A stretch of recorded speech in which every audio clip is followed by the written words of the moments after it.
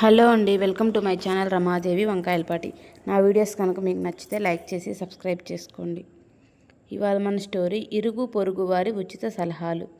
ఒక ఊరిలో మున్నయ్య అనే పేద రైతు ఉన్నాడు. అతనికి తాతల కాలం నుండి వచ్చిన ఒక పూరిపాక ఉంది. దానికి ముందు విశాలమైన పెరడు కూడా ఉంది. ఆ పెరట్లో అతను రకరకాలైనటువంటి కూరగాయ మొక్కలు నాటాడు. ఆ మొక్కలు కాపుకు కూడా వచ్చాయి. ఒకనాటి ఉదయం మునయ్య కూరగాయ మొక్కలకు నీరు పోస్తుండగా ఆ ఊరి జమీందారు గారి భార్య ఒక పాతకాలం నాటి గుర్రపు బండి మీద వచ్చి అతని ఇంటి ముందు ఆగింది. ఆ బండిని చూసి మునయ్య ఆశ్చర్యపోతుండగా బండిలో నుంచి జమీందారు గారి భార్య దిగింది.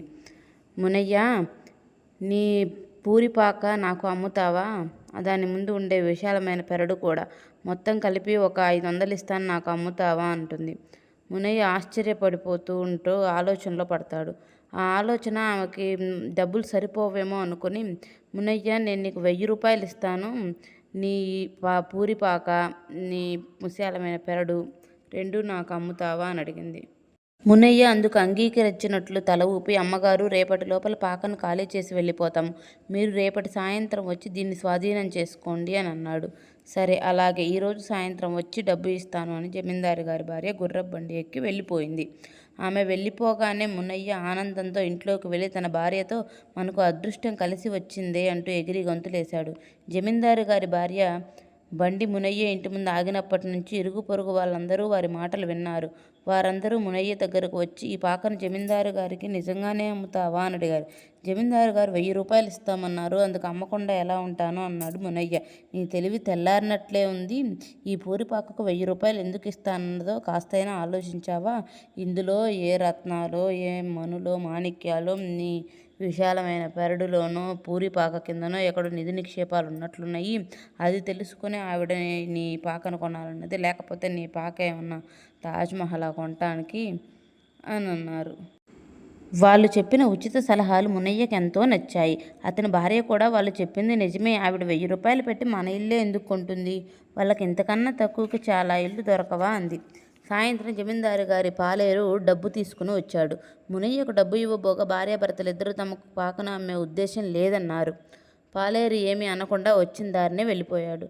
ఆ రోజు రాత్రే మునయ్య అతని పెరడు, పాక అంతా మొక్కలు పీకి పారేసి మరీ తవ్వి చూశాడు. తీరా చూస్తే ఏమీ నిధులు లేవు, నిక్షేపాలు లేవు. సరేలే, ఇప్పటికి మాత్రం మించిపోయింది ఏమీ లేదు. ఇప్పుడైనా సరే జమీందారు గారి భార్య దగ్గరికి వెళ్ళి, నేను పాకను అమ్ముతానని చెప్పు, 500-600 ఇస్తానన్నా సరేనని ఒప్పుకో అని అంది మునయ్య భార్య.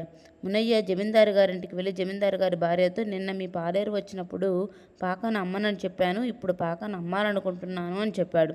ఆ మాటలకు ఆమె చిన్నగా నవ్వుతూ, ఇంక నీ పాక నాకెందుకు, పందెం ఎలాగూ ఓడిపోయాను అని అంది. బుద్ధి లేక ఇరుగు పొరుగు వాళ్ళ మాటలు నమ్మి చెడిపోయాను, మీకు తోచినంత ధర ఇప్పించండి అని ప్రాధేయపడ్డాడు.